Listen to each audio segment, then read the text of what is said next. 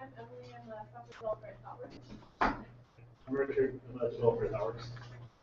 I'm Will. I'm working on a project to make research more accessible to the public. I'm Lauren. I just graduated last week with my master's in applied stats. So, yeah, I just love data. Steve Edgar, I work at Latin School and work with the Institute for Cultural Affairs. I design educational games and use experiences at Freedom Games. We are developing a science app for third grade graders. I'm Linda with Honorary Chicago, mapping and making historic record of the ceremonial honors that the city gives out. The streets, the road street signs that are everywhere, and days in people's honor, things like that. I'm Sarah, community organizer with the group called the Principles. Hi, I'm Matt. I'm an undergrad at UChicago, interested in education and city. I'm Adam Curry. I'm a developer at Next Fraction. Zach Borders, CEO of CivicArtworks. I'm Jack. I'm a software developer at ADP. My name is Steven, and I'm a transportation reporter for Streets Blog Chicago. I'm Gustavo, PhD student in public administration at UIC. I'm Eric. I'm a freelance photographer, and as of this morning, I'm helping manage Open House Chicago at the Chicago Architecture Foundation. Hi, my name is Pierre. I'm a data scientist at a real estate company. I'm Steve. I'm a software developer at ThoughtWorks. Software developer, general math roster. I'm a tutor at ADP, and I just learned a little Java and C++. I'm Justin, and I'm a student. I'm Nina, and I'm with Illinois Health Matters. I'm Gabs, and I just graduated from UIC's Copy program, the College of Urban and Public Affairs. I'm also looking for a job. I'm Nick from Elections and Democracy nonprofit organization, and I am a programmer. I'm David. I'm an engineer here in Chicago, and I'm here for food. Mike Davis from Wilbur College. I'm the vice president there. I'm looking forward to making something with data, and thank you for the burrito. And hi, my name is Chris Whitaker. I'm a civic technology consultant and the Chicago Code for America Brigade Captain. All right, awesome. Good group. It's always a good group. So yeah, you'll notice a lot of variety, different skills, different backgrounds. That's why I love continuing to do this, because like people that kind of keep coming to this always have a very diverse set of skills. So it's really awesome to get this group together every week. The next agenda item is announcements. Does anybody have anything they'd like to share?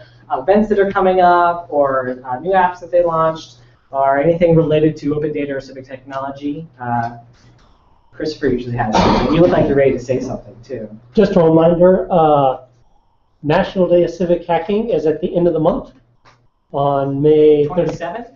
May 31st. Oh, 31st, okay. Some of you will be at transparency camp. Sorry, I will. That was poor planning on their part. I'm just putting it out there. But we're going to be having several speakers, including Jim McGowan from the Red Cross, Aaron Stevens from Lakeview Pantry, Commander Lewin from the Chicago Police Department, and Harry Meyer from the Southwest Organizing Project. The way we've got it broken down is we're going to have them talk for about 20 minutes in each session. They'll devote the rest of the hour for Q&A. They'll be talking about their challenges, their day-to-day operations, sort of getting you a food pantry or the Southwest Organizing Project or the Red Cross. And then in the afternoon, we're going to prototype apps that may assist those organizations in their day-to-day missions. Free event, we'll have food, and we look forward to seeing you. Are we also going to do a hack night the day, the Tuesday before, Yes. in preparation? Yes. Okay, cool. So the 27th also is I guess, how do you describe what's going to happen on the 27th? The 27th is, I'm going to do sort of 1 year later. from the last National Day of Civic Hacking and kind of show how we've progressed as a community and how. Other announcements? Actually falls in the job category. The other thing I do is I work for a company that's an energy consulting and advisory company, and we're getting into an area where we're developing a large data set. So possibly it would be a project work, possibly somewhere in terms of data science experience. Probably need to consider sooner or later. I don't think we'll discuss that yet,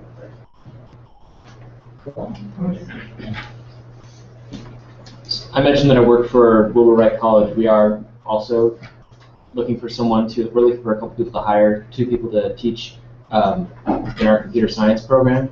And we're also looking for someone to do some academic leadership. That is, we're looking for an associate dean, for someone to be able to oversee a program like that, which would be curriculum development, but more importantly, kind of guiding the academics of that program through compliance. So if anyone's interested in that exciting work, Where is it? it's about on your way to O'Hare.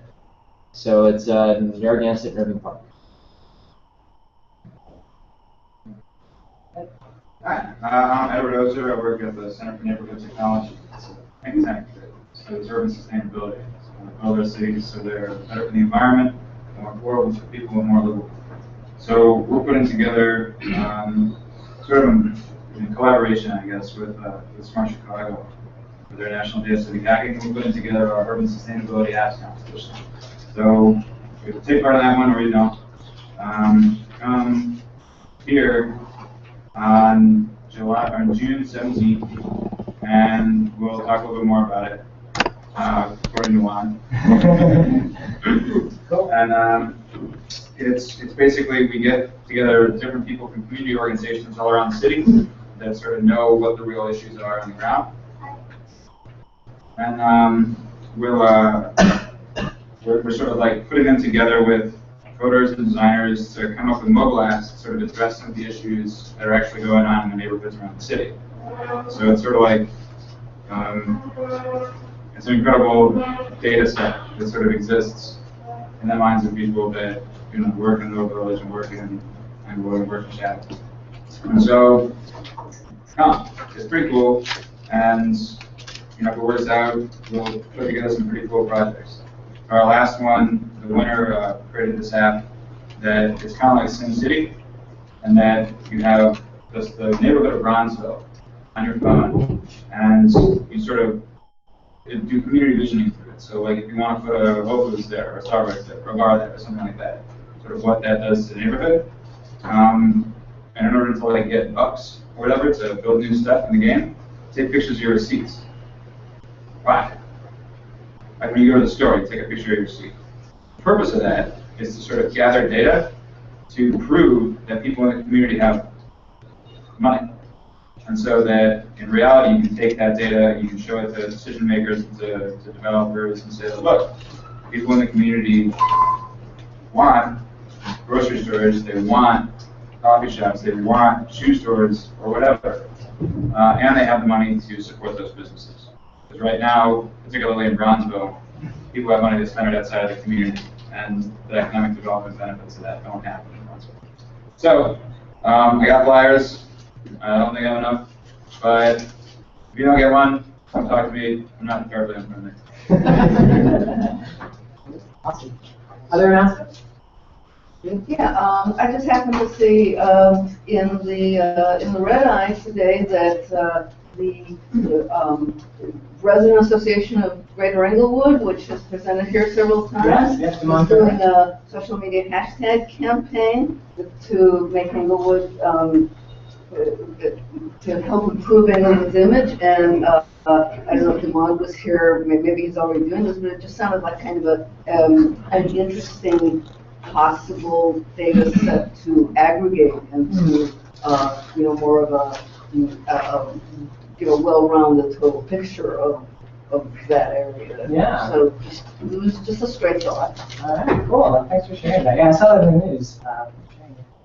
Other announcements? I have one. So there's a new exhibit in town. The Chicago Architecture Foundation on Thursday launched their City of Big Data exhibit. Do we have could you maybe Google that for us, Christopher? So it's a downtown that's, I believe, on Michigan and is it like Jackson? Santa Fe building. Santa Fe building. So the Architecture Foundation is where their office is, and they have had for a while this large, probably the size of this room, 3D printed model of downtown Chicago. So this is the centerpiece for this exhibit, and they actually have a bunch of projectors. One of Doug's colleagues, Bo, created, sort of worked on this system to sort of project different data onto this 3D model, and then surrounding it is a bunch of other exhibits like, there you go, City Big Data, bigdata.architecture.org. Yeah, that's right. We got our group here had architecture.org, and there's a bunch of different apps actually that are related to this group. The Smart Chicago Health Atlas is featured on there, which is a project that I worked on. Second City Zoning is featured. I believe CivicArtworks, is your guys' stuff featured as well? Yeah, it will be soon. As School Cuts is also featured, sort of this like kind of kiosk presentation. And then probably one of the, I think it's one of the cooler things is, I don't know if we have a picture of it. You might be able to find it on Twitter. Juan Pablo Velez, who is not here right now, he's actually in New York, but he worked with them to create a giant 30-foot wide canvas printout of all the building footprints in Chicago, colored by the building age. And maybe you've seen like a visualization like that before, but he's actually did something a little bit different with it in terms of actually he filled in a lot of data that's missing from the data set you get off the data portal. And then kind of did some really awesome visualization of it. It's not like a straight up vertical map. It's like if you took Chicago and like knocked it over and it was like kind of flat along the coastline. And it's like kind of an interesting perspective of the city. So this is, it's open. The exhibit is open for I think a year at least. And I think the exhibits are going to kind of be changing. And it's actually an opportunity for this community, if you make a new app that's cool, it could potentially get featured in this actually permanent or semi-permanent installation exhibit. So, Doug, did you have anything you wanted to add, or did I cover it all? Pretty good. You can probably learn more about how the content in that exhibit is changing over time by coming back to this event periodically. Yeah. Because I do think they see it as not an exhibition with fixed content, but really a platform to continually teach people in the city of Chicago about big data activity. Yeah. I think they have a Twitter hashtag for it. Or mine. There we go. Which got some pretty cool pictures of it, and I just want to show you. Oh man, super slow. Okay, well, while that loads, does anybody else have any other announcements they'd like to share? Okay, well then I guess without further ado. Oh, I'm sorry, I missed you. Hey. No, yeah, this is the appropriate time. If it's not, excuse me. Brand new to town, about to open up a huge rock climbing innovation center. It's very much an open source type of model where we kind of figure out what the community wants and needs. Last one we did was in Boston, get the MIT video advertising all the time, doing 3D map projections, and it's basically entrepreneurship, art, music, design, kind of layered into a funky climbing gym and all kinds of wild stuff going on. So, you know, techies come in there and code. We have workspaces. People fly around drones in the winter when they can't outside. Awesome space, totally open to the community. We'd love to hear from you guys what Chicago needs. Construction comes September, totally opening. So, where is it? 100 South Morgan. West Loop. Awesome. What's it called? Brooklyn Boulders, Chicago. Cool. All right, well then, I suppose, without further ado, our main event. All right. Well, thank you all for having me. I really appreciate it. My name is Evan Orders, as the notes say. Now, a preface that a big chunk of this presentation is my demo day presentation that I gave. CivicArtworks was accepted as one of the Impact Engine companies this past year. For those that aren't familiar with Impact Engine, it's one of the currently, there's more on the way. Currently, one of the 2 accelerator programs here at 1871, Techstars being the other. The Impact Engine is focused on businesses that have societal impact, positive societal impact, as a part of what they do day to day. It's not tack on being good to the world, it's a part of what we do to make money.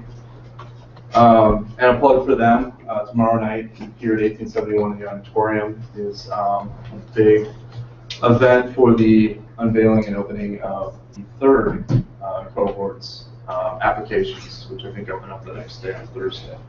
So they'll be accepting 8 to 10 more companies to come and hang out here and jam at 1871, doing good for the world. Managing director of that was Chuck Templeton of Open Table, all those fun companies. Touch of gold, but it's transitioning to just being taking the day to day. So anyway, go tomorrow and learn about that. So who we are. And I'll skip over some of this because I think most of the people in the room drink the Kool-Aid that we're drinking at our demo day. Those in the audience are of a different sort and needed some convincing, let's say. But we've been around for a couple years. We started in mid-2012. My background is in architecture and urban planning. Went to the University of Illinois down in Champaign for several years. Came up here, did architecture for a while. Something happened in 2008. I decided to jump ship and start planning using the other cap that I earned as an Illini. Went to work for a global architecture and planning firm called HOK, which actually Christopher, I'll just say next. Yeah, so I was working all over the world, and that was fun, especially when you're dating. It's kind of a cool thing to talk about, but when you get married to that person, they want you to come back home and click next. I'm going to apologize ahead of time. It has a lot of the remnants of the old animation. But China, India, Turkey, and then the exotic landscape of Lincoln Park, where the natives always seem to be restless, never lacking opinion, and certainly are interested in maintaining their property values. Good for them. But my inspiration started when I was a little kid. If you go to the next, I won't reveal my my hometown yet, but it inspired me. It's a small central Illinois town, about 10,000 people. Traditional Midwestern grid with a town square in the middle, and everything just seemed right. But then on the fringe, you've got what's become all too scary and typical in American communities is sprawl. And I myself, a little bit more background on myself, I served as a national board member for the Congress for the New Urbanism Operators. I know Mr. Vance may know that crew. But we're sprawl busters, making traditional walkable mixed-use communities happen. So anyway, so from a very early age, I was fixated on my hometown and how we could, if you click next and just click on through, and thought of all these things that could be done. At that point in time, I didn't have a degree, I didn't have any sort of professional license, I didn't have anything, I didn't have any money. I mean, I made friends out of toilet paper rolls and Kleenex boxes. So I didn't have any clout. And you know, this is the part where you're already drinking Kool-Aid. Is that I've just been fixated not only on my hometown, but on ways in which ordinary people can get involved and play a part in the process that I think for too long they've been held at arm's length. And maybe we'll talk about a little later the idea of what young people, that they're held at arm's length, their parents are held at arm's length, and their parents held them at arm's length. So you got a lot of young people that are disenfranchised and not really interested or connected to the ways in which they can improve their communities. And we hope that sometime in the future our application can help make that a little easier. The next. So cities, that's a familiar one, come in all shapes and sizes. From cities to towns, to villages, to hamlets, all the way down to the neighborhood scale. People are walking around thinking about ways in which they can improve their neighborhood. I'm sure that you all have thoughts on how you improve the place where you live. Again, you don't have a fancy degree or Google's the money in your pockets to, or maybe you do. If you do, I'd like to talk to you. To go out and actually make that change happen tomorrow. But it doesn't mean that your voice isn't is invaluable and shouldn't be heard. If you go to the next one. But if you have an idea, you're typically told to go here. And this looks like a really happy spot. Not certainly as well attended as tonight's event. If you click one more. These community meetings are too time consuming, too intimidating, and just far too unproductive. And I've been on the other side of it as a practitioner, and I've been the one that sits at the podium and looks down on the audience with a microphone and says, this is how it should be, or this is how it could be. And I'm going to give you some time, you're all going to march up to the microphone, and then you're going to tell me a little bit about what you think. And then one of my staffers that I brought along is going to write down curiously some notes about what you say. And then to roll the dice if whoever makes it in. And it's really, sadly, in too many cases, it's a to-do item or it's on a checklist that a consultant has to come in and tell you what you may or may not want to hear. And then they're away, and then they go back to their studio in the ivory tower, and they go out and try to do something in life, but all too often, a lot of us get a little bit pissed off with the results. If you go click one. So, when you're doing your demo day, you got to come up with some numbers, whether they're real or they exist or not. So we came up with, and I'd love to show you the spreadsheet. We spent a lot of time on this, so this isn't total BS. Across this country, in the realm of 714,000 community meetings are happening. Click one more. $12,000 per meeting. Now that's whoa. That's $12,000 per meeting. Well, that's everything from consulting fees for those that are coming in the room, charging hourly, to the staffers that are there sitting in the room, to the coffee and donuts at the front door. But you have to consider too that prep for that meeting, as well as the prep after the meeting. You get about 2 weeks of concentrating on about an hour and a half worth of interactions with the general public. And that's silly business. And then if you do the math, it's $8 billion per year, which, plus or minus, but that's a big chunk of money. And when I look around the streets of my neighborhood, maybe yours, and I certainly know of others, that amount of investment and that supposed amount of strategy is not doing what it should. Did you go to the next one? Next. And all of this comes to create an environment where you as community members are informed, you're frustrated, disinterested, elected leaders are ambitious, fearful, defensive, and whatnot. And developers who actually put stacked bricks on top of bricks so that they pay someone to do that, are uninspired and cooperative and resistant. And this just cycles around. It's not a good thing. Next. So what we have proposed and what we've developed, if you click that next one, is something that tries to encourage positive, focused conversations, provides uninterrupted access, and it's simple. What I'm describing is an online platform where beyond the 7 o'clock community meeting where you had to miss the first one because little Billy had soccer practice or Jamie had dance class. If you missed the first one, you're probably not going to the second, maybe the third, but the fourth, where the rendering is put on the front page of the newspaper, where everybody shows up with their torches and their pitchforks. They raise hell. And that's where you should feel sorry for the consultant, is that they've had these meetings and no one's come to them. And then at the very last one, once it's been publicized, everybody freaks out. And that's when an alderman or an elected official has to take a step back and say, oh my gosh. There are plenty of examples of this, and I won't bore you with too many of them, but it happens all too often, and it costs a lot of money. Go to the next one. Okay, that's us. And so it's a bit like a pyramid scheme. A developer comes in with a concept that they want to put on some lot or do something with some building, and then they try to pass muster with the elected leader or some city staff person, and then that'll eventually work its way out to the community. If you go to the next one. We want to flip that script. So we're going to go to the community first. And this is something that was actually, in some ways, described from the individual from CFT earlier. The idea that we're going to go to them first. We're going to ask them what their interests are, what the problems they face are, what the issues and the opportunities are in their neighborhood. And then it's going to build a critical mass around that idea. And I'll show you how that works a little bit later. And then we're going to go to the elected leaders and say, this is what needs to happen.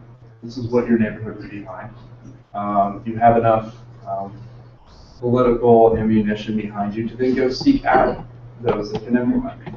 And from the developer side of things, especially those that have come up against the community in the past, knowing from experience, these guys want to make money. We all want to make some money to live day to day. But the bottom line is the most important thing, whether it's red brick or yellow brick, or a certain type of awning, or a certain type of window pane. It's not as important as just making sure it reaches the bottom line properly. So if the community can come to them with something that works, instead of being adversarial, it says, we will do this, or we are behind this, we support this.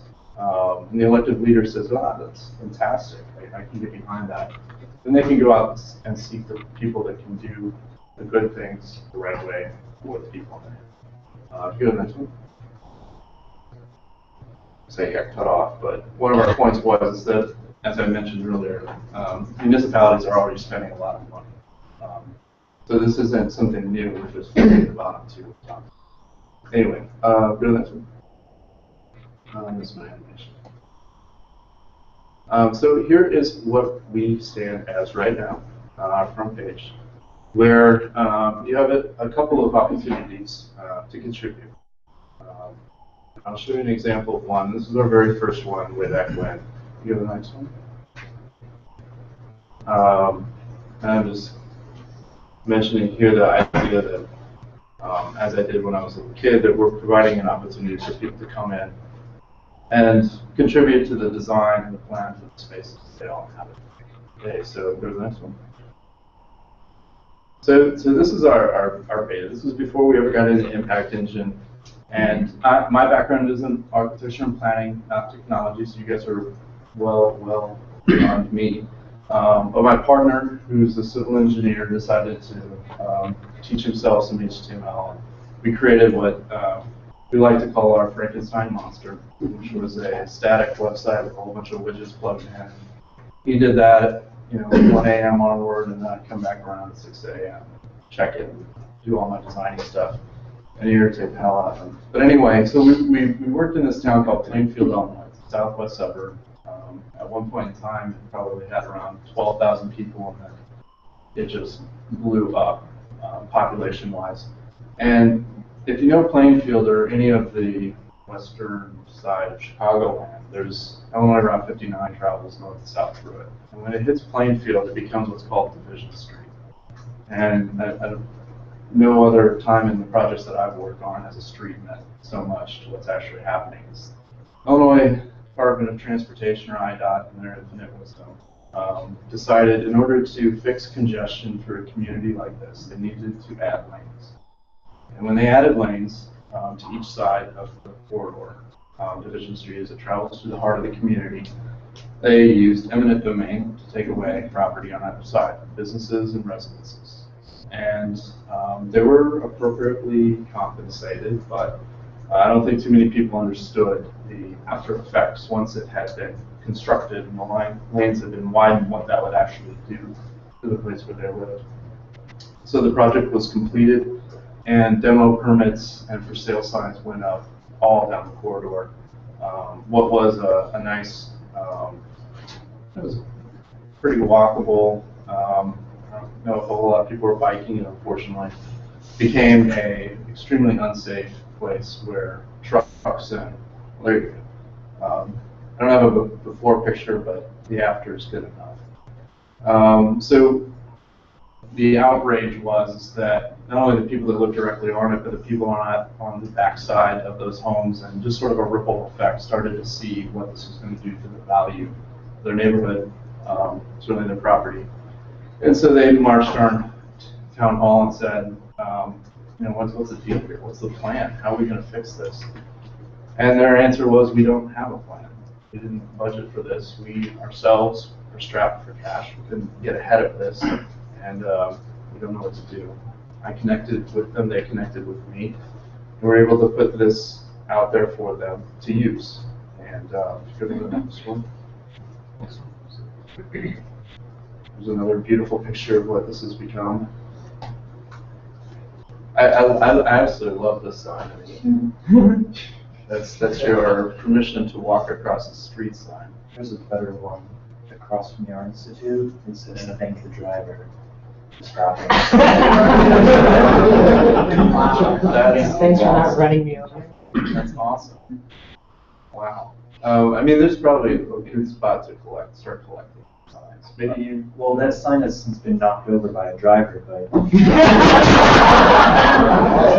You might thank him. Yeah. So anyway, if you go to the next one. So we put this application out there, as ugly as it was, simply by asking a question in a community of 30 to 40,000 that had never really been asked before to participate in a process like this. Originally, the city council thought, well, there's no way that you're going to get anyone between the ages of 13 and 18, other than those in the age bracket of 13 to 18, the teens, to work on this, provide you with any input, but we're gonna take a chance on you. They did, and one of our most active members was Leaf here at the age of 71, and then there was Katie at age 26. Both of them provided the same amount of interesting feedback that pushed us further and further down towards this project. You go to the next one. So what we do in our project, where we get paid by a municipality to come in and open up this forum, and some of you are probably familiar with like the Mind Mixers of the world, or other online platforms where they allow people to provide input. One way in which we differentiate ourselves, and we're trying to figure out ways in which to scale this, which may be something that some of you can help with, is that when you put those online forums out, there's no one on the other side. There's typically not anyone on the other side. It's a place to collect information, to collect demographic data about your users. But there's nobody coming back at you in response to questions you're asking. So, for instance, if somebody here said, "Well, my street is too trafficky," I don't. Trafficking can mean a lot of things, and you can't find it in the dictionary. So you have to go ask some questions. So, what does it mean, trafficking? Well, it's not a wide enough sidewalk for me and my friends to walk to the bus to, so we have to get driven to school, or cars go by too fast, and blah blah blah. So drilling down and asking them follow-up questions and that type of thing is important. So we go through not only an ideation phase, but an analytical phase where we follow up with A, B, or multiple choice questions. Next one. And then we start to illustrate it. Because a picture is worth 1,000 words. And one of the failures of the community meetings that I would be a part of myself, run and manage, was that they got a little too jargony. And maybe I'm being a little too jargony tonight. But when you see an image, you can start to relate to it. You can start to picture yourself standing on the corner, and you can start saying what you do or do not like about it. And if you go to the next one. If you iterate on that enough, one more, you start to get to something that people really like. That's pretty enough. But it's something that people can get behind and they can champion themselves. This is one of the intersections which have been overwhelmed with drive-through windows and strip centers. And the Chicagoland area is porous performing suburban Walgreens store, which opened 5 years ago, which is nearly at stage of closure. So we're drooling over the opportunity to retrofit and do something more like what the community wants, which is that. Next one. So another thing that's funky about our name, and a lot of people try to figure out what it is, and if we had some alcohol in the room in another hour, I'd tell you the story behind it. But Civic Art is a book that a lot of architects and planners used to use at the turn of the century. It kind of guided them through good path of developing a city, creating a city. And so I paid homage to that book, Civic Art, and then wanted to prove how it works. But the art piece that confuses people and that justified with the product that we put out is the comparison between this tome, which I created at HOK for the redevelopment of the Children's Memorial Hospital in Lincoln Park at Halstead, Fullerton, and Lincoln. Sorry, yeah, thank you. So this was done 6 years ago. It doesn't relate to what's actually happening there now. But this was a big inspiration for CivicArtworks. What worked and what didn't here inspired what we did here. And the alderman at the time, Bi Daly, Bi is no relation to the mayor, former mayor, but I'm sure it didn't hurt. She commissioned a study. She used her many funds that are available to her as an alderman to do a study before the developers came in, where we were tasked with asking everyone what you want to do and what you don't want to do with the site, because it's very important. I've been beat up enough in the past. Let's do something about it. So her one charge to us, without any development program, with anything, no other orders, to talk to everyone. And this is the book that I was one of the primary authors for. But it's this, and it's like that. And for any John or Jane Doe out on the street, they're not going to read this. And it's great for us to, as planners and architects, to beat our chests about our ability to write novels about our projects. But the reality is the PDF up on our Alderman's website, download the master plan, is not bedtime read for most of the public. So back to the visualization piece. The lesson learned and what we did in Plainfield was develop this, which you can see on the left, which is one sheet. In my opinion, it contains most of what you would need to move things forward, at least from the city standpoint. But you have the two-dimensional plan, the illustration that I showed you. But maybe what's more interesting to everyone here is the data that we collected about each of their ideas, the analysis we dug in deep on, and the demographic information about who they were in order to prove out that this is important and that is important, because it's representative of the people. We had nearly, I really wanted it badly, but we didn't make it, but 342 community members and only 400.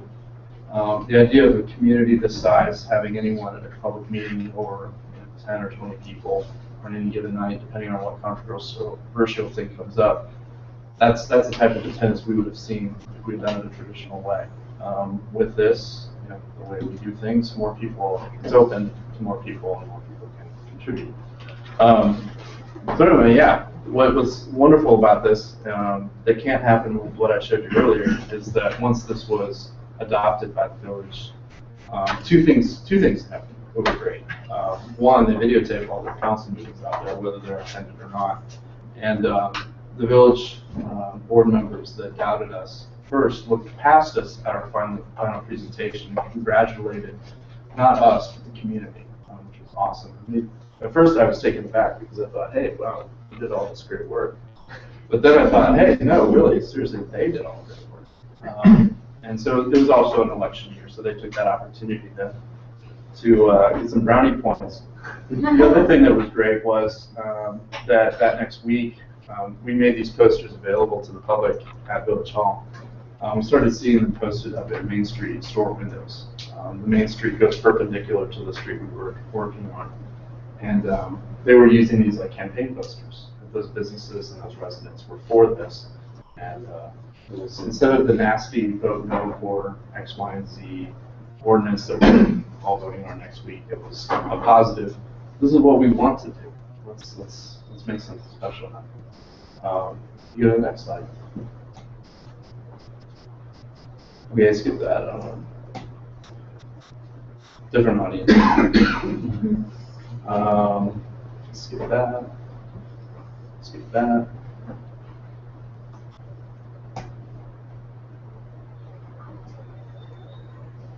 One more.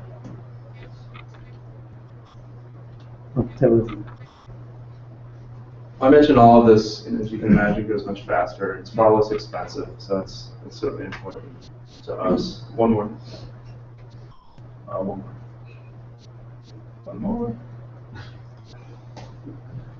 Okay, so some examples of the work that we're doing, the different client types that we're involved with. Forge Ahead in Columbus is a civic organization that is working with young professionals in the city to develop a new public transportation plan. So their problem that they're dealing with is that too many of their young folks are headed to New York or our great city. And one of the reasons that they say that they do leave is because they're not well served with public transportation. So this group of young go-getters has brought us on to help them craft that plan. Next one. Marina City, we're familiar with that along the river. We're actually working with their condominium association instead of the awkward once a month meeting in the weight room of a condo building. We provide this to them. And so they're sharing ideas on how to improve the civic spaces in and around the building. Next one. One that you may be familiar with, it's gotten some good press. It's Transforming Wabash Avenue. The organization that we're working with is the Chicago Loop Alliance. They are the SSA that represents primarily State Street, but also, well, they're trying to expand towards the parks, Grant and Millennium. So you've got the parks, and you've got Michigan Avenue, and then you've got State Street, but in the middle is Wabash and the L tracks. And for all of us that hold that true grit Chicago near and dear to our hearts, it's great. For the tourists and their dollars, they're not so great. So they're trying to reconceptualize what Wabash Avenue is and what it can be. And so we've had 20,000 different interactions with people that are using that space every day. Whether they work where they live, or they go to school there, they have something to say. Let's go to the next one. Next one. Next one. That last piece, you don't have to go back to it. But one thing that we don't compete with, and we're not really interested in competing with the mine fixers or the neighborlands or next doors, and certainly not every block. In fact, every block would be a great friend to us. But other architects and planners, the people that thought I was crazy for leaving, thought I was crazy for asking the public what they thought about it, because they don't have the level of schooling and such that we do. But what you're seeing, and Derek mentioned the City of Big Data exhibit, and on their website, their description of it is how we're starting to learn how to use data to design. Architects and planners are using that data design. That's a big, huge departure from where we were when we started. When we started, John Tolva, who was the former Chief Technology Officer, who I think just found his replacement today. Yeah, that's right. Was just embarking on, and you guys were just embarking on what you do, and hopefully we never take for granted, is that this is all available to us, data and such. But data as in, how many cars are passing a particular intersection, or what the average age of this particular neighborhood is all good. But we'd like to position ourselves maybe as the means to provide more qualitative data, like why we like or dislike something, and what that mood and emotion is like, maybe beyond just collecting tweets and other social media things. But other architects and planners using that information to create a better product for all of us is certainly one of our goals. Next one. Yeah, so I mean, we're a young company, only a year and a half, and so we've got a long ways to go. I'm sure you're all hop on the website and see some things that we need to take a better, what we need to do better at. But some things that we're very interested in, besides that development, is how we analyze the data, and how we visualize the data, how we map the data, things that I'm sure many of you are experts on. But to make the information more and more easily consumable, palatable to John and Jane Doe, that We sometimes get these sort of expert levels that we're all feeling very good about what we're doing amongst each other, but the general public just don't understand or don't get yet. And we can do better. Or at least we can do better. Next one. I guess going back to Wabash and a story about another opportunity for people to get involved with. This one you can go through quickly. These are all the ideas that have popped up from the public over the past several months. You can keep going. There's another row of this. This is where we're really wrapping up demo day and getting people excited. Everybody's jumping to their feet. One more, because we want everybody up on their feet now. And then the last one, which you should take. One more. So another piece of our website is where we're embarking on this. This is for everyone, and you don't have to have the money of one of our clients to go initiate something like this. Is that unapologetically, we've set up a part of our website that is we call the campaign, and it's very similar to what you would see on change.org. And that a regular citizen can come on and they can introduce an idea that's important to them on how to improve their neighborhood. And then, just like change.org doing a petition, they can go out and get their neighbors to support it. And that provides validation for an elected leader to then champion that and then go seek the funding for those that can make it a reality. So this is Chris. Chris is a resident of Bronzeville. We heard about Bronzeville earlier.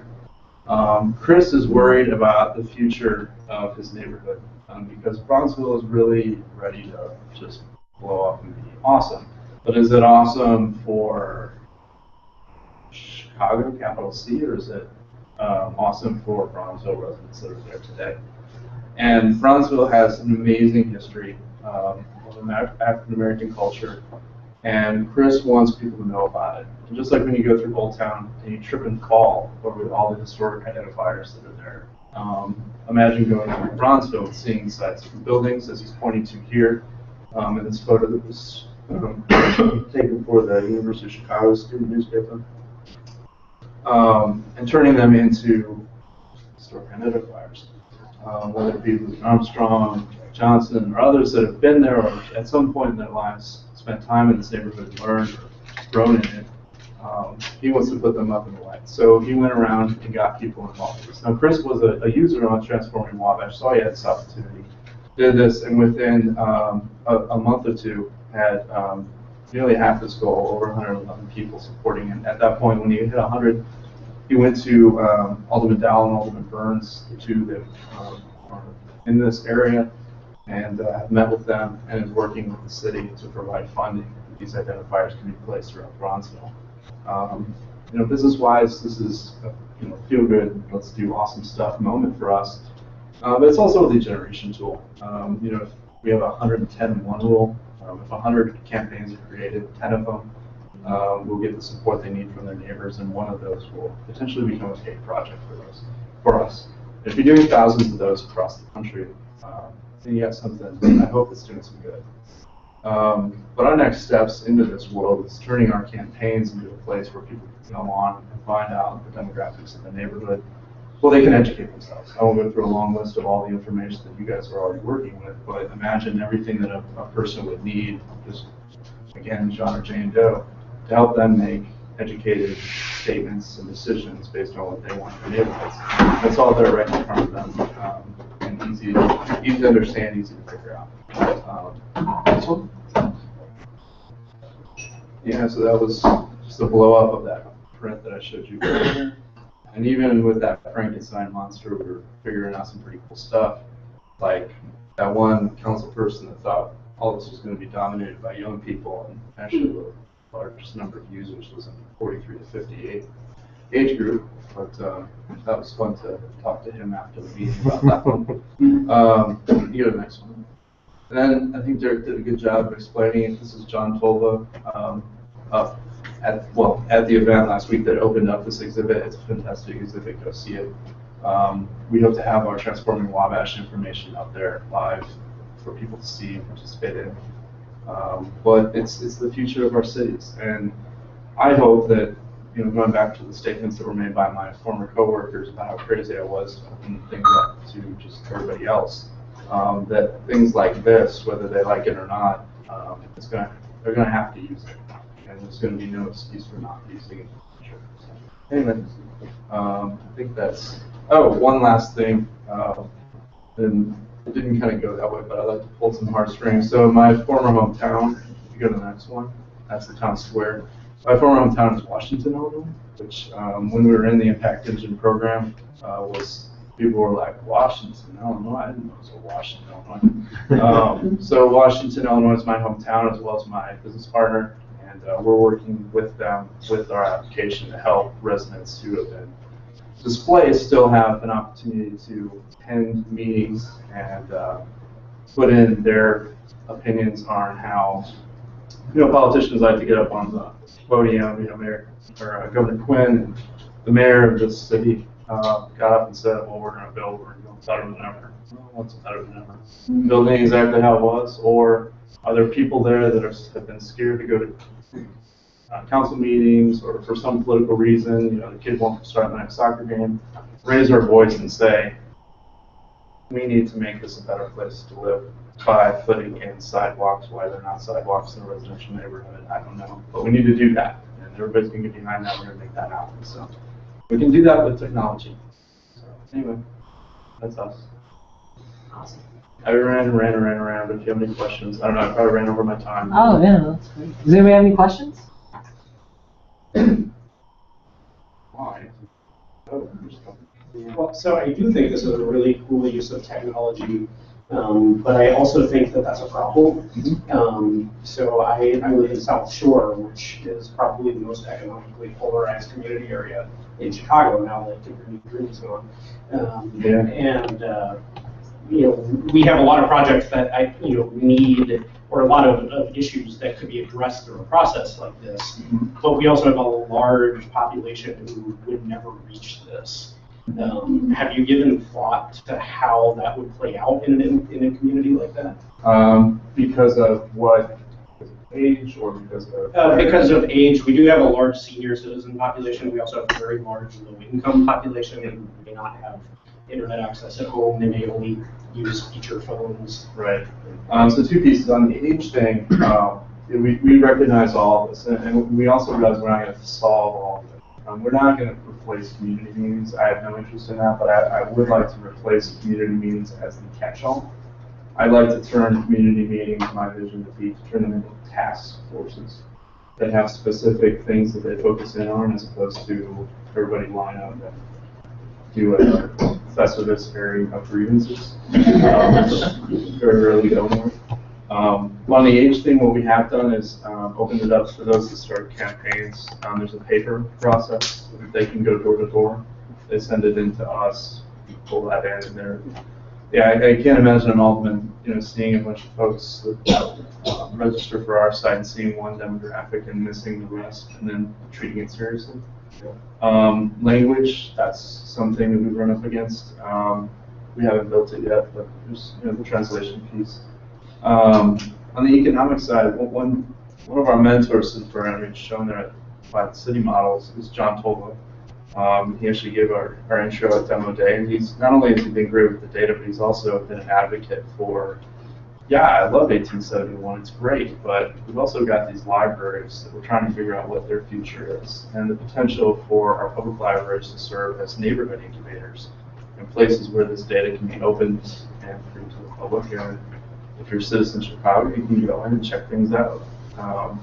Encouraging people to use technology there, which is available, or, if not, another thing that hasn't been built, but it's in the pipeline, is texting, type of thing, where if you don't have a smartphone, but you do have a phone, it's text enabled, still participate in some ways.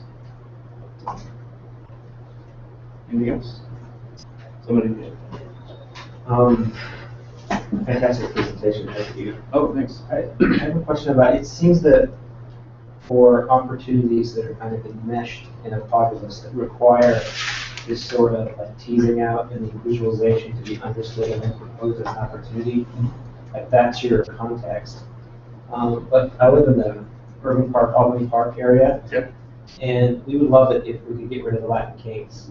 So there's no issue with knowing what the problem is. There's no issue with kind of galvanizing support around some opportunity. So it just seems like, I'm just wondering how you were addressing issues in neighborhood life that are not unknown, but are known that there's another reason why they're not being. Right. I think, yeah. So one thing that we want to avoid, and as another means of differentiating ourselves from those other sort of competing but not really entities out there, is that we don't want to be a catch-all, or we don't want to be 311 calls. If somebody put graffiti on the side of a building, we don't want that to come through. So we focus in on the built environment. So when you create a campaign from scratch, grassroots, Joe Blow does it, you have to focus in on a building, a street, a park, or a plaza. To get people, that's how you start out this process. So it's focused on the three-dimensional. Now, if it has to do with a lot that the Latin Kings have figured out a way that's a place to be or whatever, and we use architecture, planning, and design to combat that, and we build that lot. Everybody says, man, if we could just get them to move out of that space or whatever, that would be a way to use this, but we won't be able to solve all the social ills. And I think that's something that architects and planners have failed at since the days of Burnham. We're not going to solve it with a plan. It has to be so much more than that. It's a piece of it. It's not all of it. So I don't ever want to think this is the silver bullet for everything that ails our neighborhoods. I just, I had a thought in response to your comments there. There's a somewhat similar but other similar site called Community Planet that's been deployed in community development. Maybe you can bring it up, Chris. It's been deployed in Community Planet, PLANIT. It's been deployed in community development campaigns, but it sort of allows. Oh, sorry, PLANIT. It's cute. Oh. That's why I Googled it. Oh, yeah, IT. It's been, so it aggregates sort of data around the same kind of campaigns. I think they've used it for school reform issues, but also for looking at urban development in the built environment. And but I think that they've experimented with using it on a tablet and doing it in a more sort of traditional community organizing way, where you're collecting, sort of knocking on doors and collecting data in the neighborhood.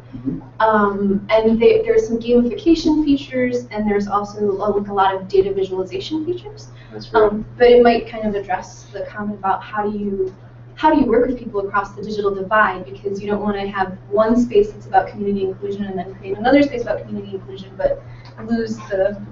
That's absolutely great. Thank you for this. And one thing I mentioned at the very beginning was the idea that young people, a picture of me with my pants pulled up way too high, didn't have a place to go with his ideas, whether they were good or not. But one thing that, we have a generation that may not be connected, and we'll try to feed it into their heads that they should, but then you've got a young crowd right now that's using technology. If we can introduce them to something that they consume easily, then they can be a generation that just grows up knowing that this is what you do, because you're engaged and you like this. This is something that produces results. So we're working with, I don't know if you're familiar with the school, Chicago Quest. And they have one classroom that's about taking their students through the processes of neighborhood development design. And we're going to be working with them in the fall, that semester, using our platform as part of their assignment work. That not only will they propose ideas and then budget it and do all those things, but they'll actually have to get buy-in from their neighbors first. Last year they had some kids come up with the ideas of putting roller coasters down their street. Maybe we want to, maybe that's a different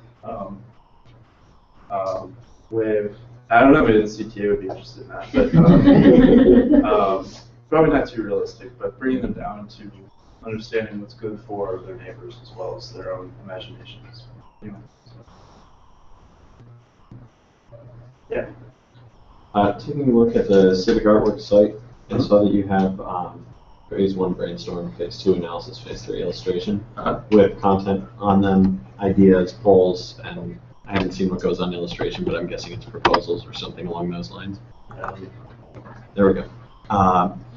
Where do each of those come from? Are they strictly provided by community? Are they provided partially by community, partially by civic leaders or consultants? How much collaboration is there in developing them? Is it sort of like GitHub where everyone pulls in and creates a wiki-like final version, or is it just one person puts something up there and people all downvote it? So that's a great question. The brainstorm and the ideation phase is entirely up to community members. It's anything, they've got a blank sheet of paper. We prompt them with the problem, but we don't provide any indication of the solution. Where does the problem come from? Now that would be a client. So if you use Wabash, for instance. Okay, so each of those sites is considered a problem. Yes. Yeah. So they're trying to solve some issue. And so they come up with all their ideas. We crowdsource that piece. The ideas that rise to the top are the ones that we take a close look at. We do not discount the ones on the bottom because they typically inform the ones that go to the top. But then the next piece, for instance, with Wabash, if you look, then the analysis is where we dig in a little bit deeper as designers and planners trying to get at a solution that we can. Like for instance, everybody thought that Wabash should be better lit, from those that are riding their bikes down at night to those that are thinking there's some sort of danger at night walking the line. So we would ask the question, well, you want to light it, what do you want to light first? Because there are a lot of ideas on what we would light and have fun with it. Do you light the L tracks, the intersection, or do you just throw a bunch of light up on a building like Mayor Manning wants to do with the whole City of Light thing? Trying to add. Anyway. it's so strange. I mean, we announced that, right when Paris, the City of Lights, says they're going to start turning those off. So, anyway, it's cool for them. But yeah, so and then the polls are our next step, and then it's always open for people to ask for the questions and that type of thing. We don't close anything off to the general public. But then the illustration, it's an iterative phase. And you guys do that? You guys do the illustrations? We do. A little bit of business insight. The impact engine team wants us away from that. It's not particularly scalable. Yeah, I was wondering about scalability, but that's like a differentiator, right? Like, it is. Could you outsource that to some other group? Yes. Yeah, absolutely. And we struggle with that. I think too with some of the data visualization that maybe some of the folks in this room are doing. That an illustration doesn't have to necessarily be like that intersection. It can also be like the contest that you had just a month and a half ago with Divi to illustrate that data in a meaningful way. I think that was fantastic, and that's just as useful. So if it's doing the work for you, the data and whatever technology you can put on the back end to make it something consumable, then we don't have to sit behind it and say that building elevation, 3 stories red brick, this type of coursing, and all that type of detail. That's good.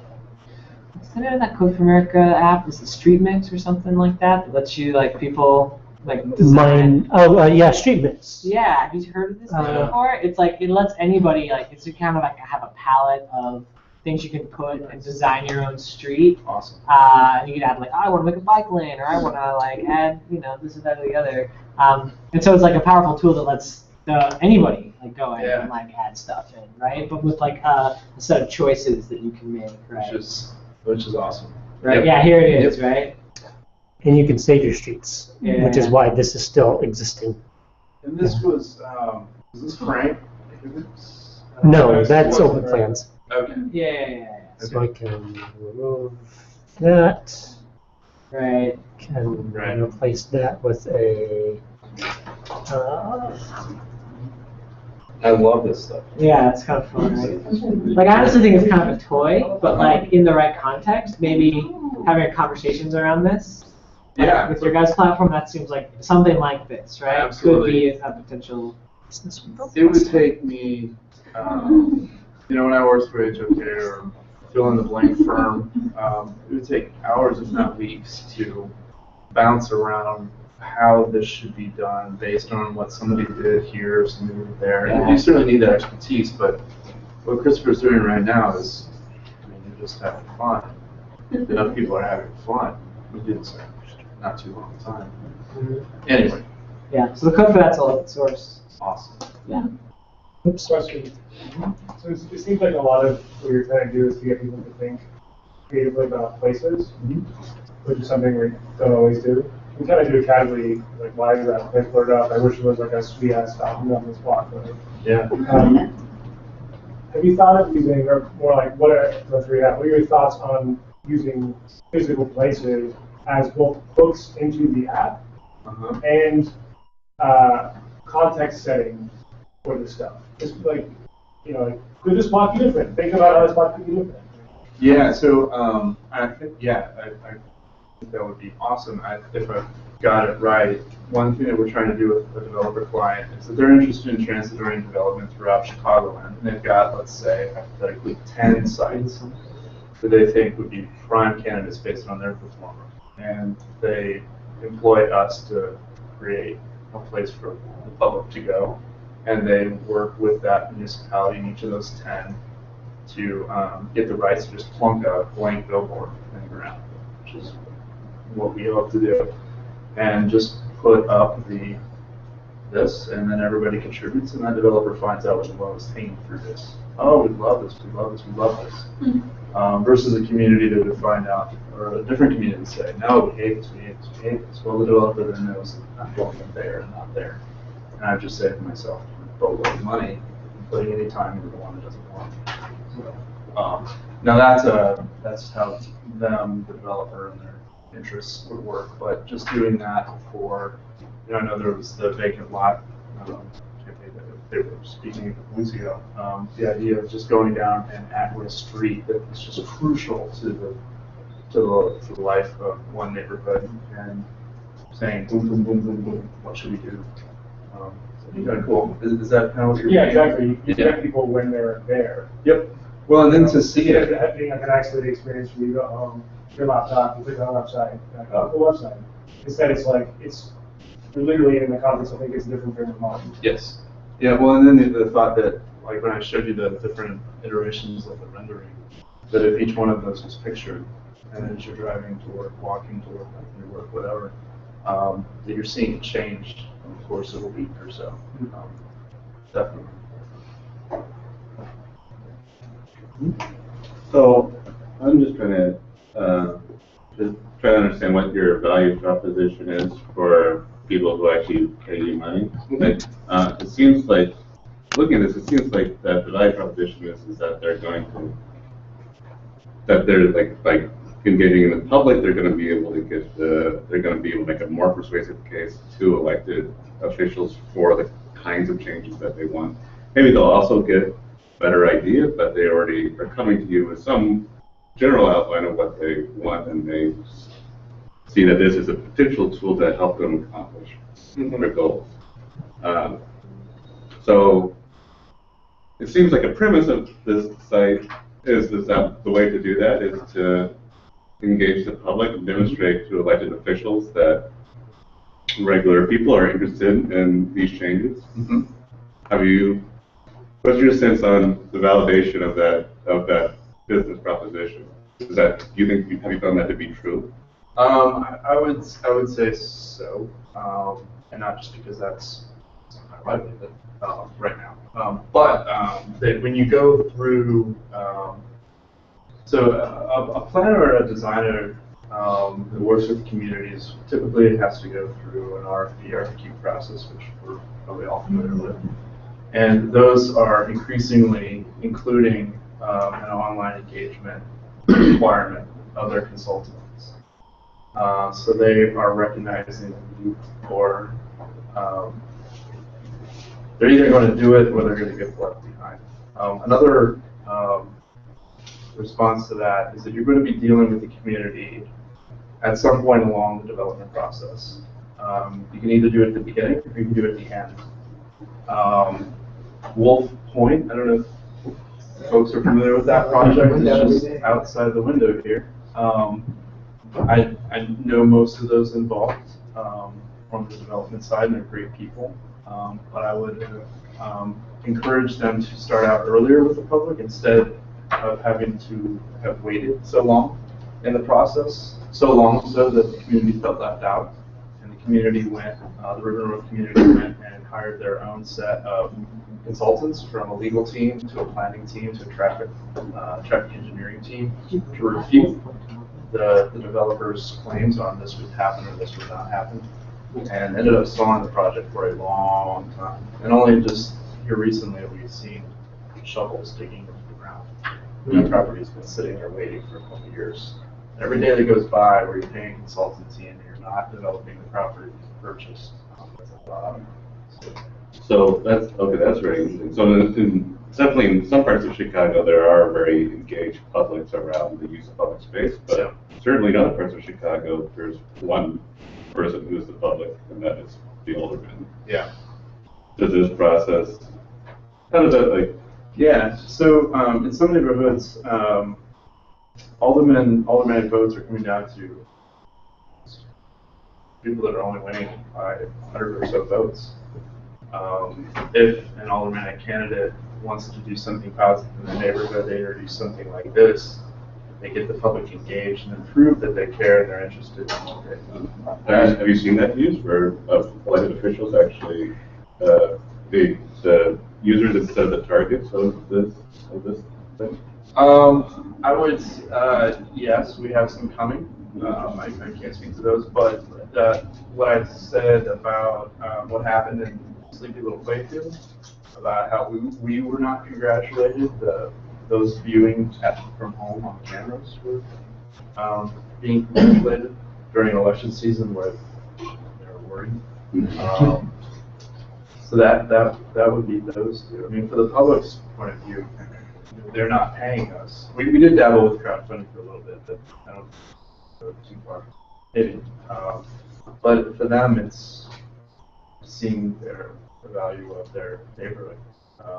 Really, you have to, it sounds kind of selfish, but talking about property value is important. And that really resonates with people. Whether it increases or decreases or stays the same, people are interested. And that has to do with gentrification and all these other words that get from people like to feel that they have some sort of control, and they don't at a public meeting. That's for sure. I had that in my experience. Some do, most don't.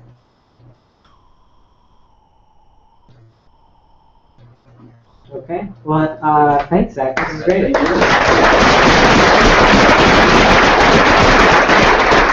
Yeah, by the way, if you look out the window, this is the Wolf Point. This is us and this little guy.